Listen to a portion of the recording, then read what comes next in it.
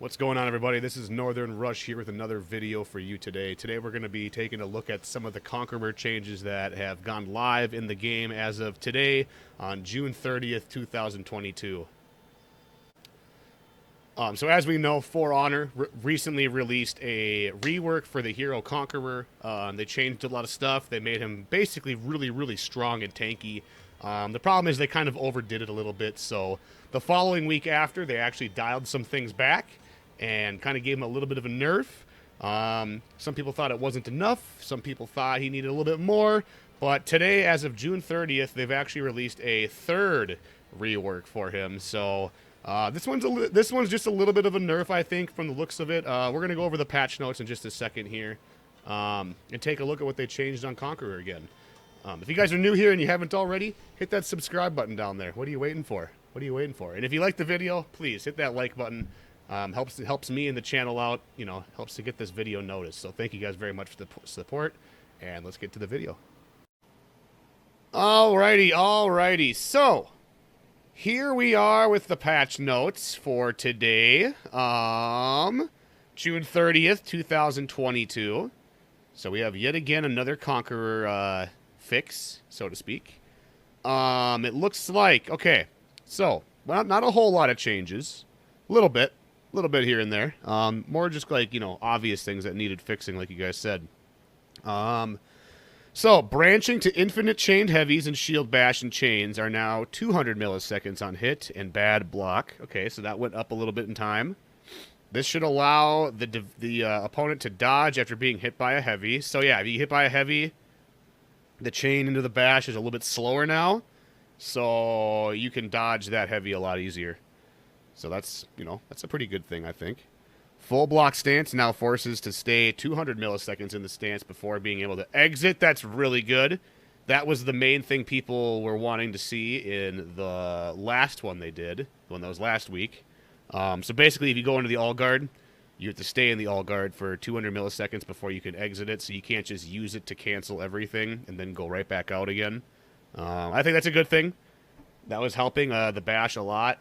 Yep, no more of the whiff bash bullshit. Indeed, exactly. That was the thing that a lot of people were, not liking. So we'll check that out in a minute here. Conqueror now spends 200 milliseconds in a forced clip, then 33 milliseconds in the looped clip. This should prevent Conqueror from being able to enter full block stance and then release and counter guard break. Yes. So that's another big thing. Flail uppercut recovery on hit and miss is now 800 milliseconds. It was 700 milliseconds.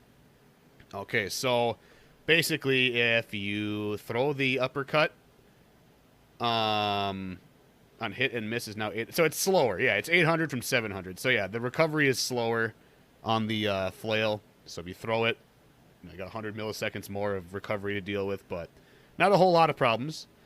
This removes Conqueror's frame advantage on hit. Yeah, so this takes away his frame advantage. Overall, I think these are good.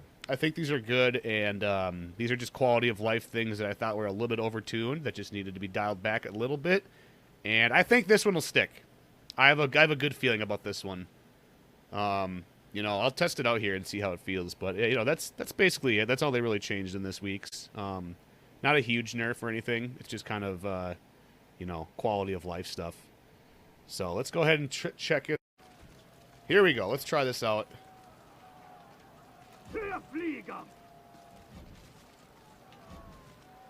So yeah, if you put that down, that's just me putting it down. It doesn't feel really slow either. That feels about the same time as some of the other all blocks. So I don't mind that. That's not horrible. That's a decent time. Whiff the bash, yeah. We'll try the whiff and bash here. Okay, so then you can go back into that. It just takes a little bit longer. So you can do it, it's just not instant.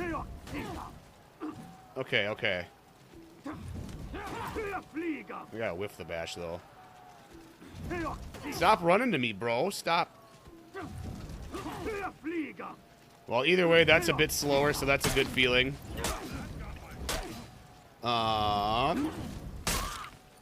So yeah, not a whole lot of changes here. Kind of just quality of life stuff. I think that all block was the main thing people were, not liking. how it stays longer now. That's a good thing.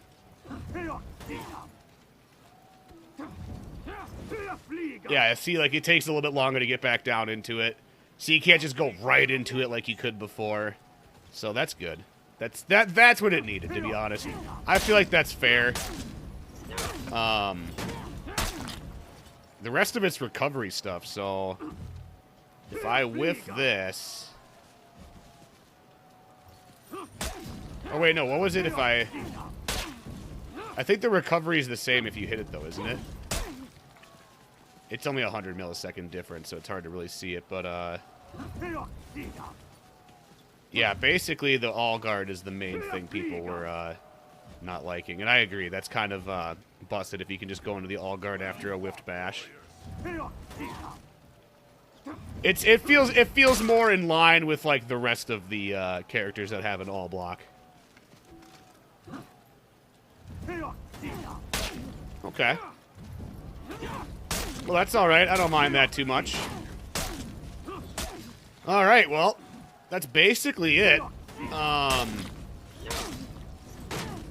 Yeah, that's basically it. So now you can dodge the heavy easier. You don't gotta worry about the stupid all block bash thing he was doing. And yeah. So yeah, at least exactly. At least they fixed it quick. They only took like a, I'd rather them go this route with it. Taking a testing grounds, putting it live. Maybe it's a little bit overdone at first, and then they take a week to kind of like make some changes, see how that one feels, and then a week later put some other changes in.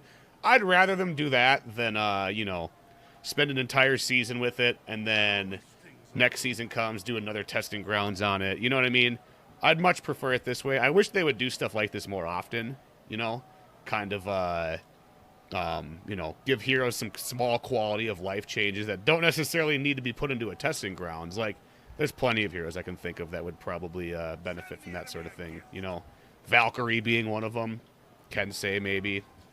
There's a few heroes I think would be a lot better if they just had a couple quality of life changes. All right, well, that's about it for that one. Cool.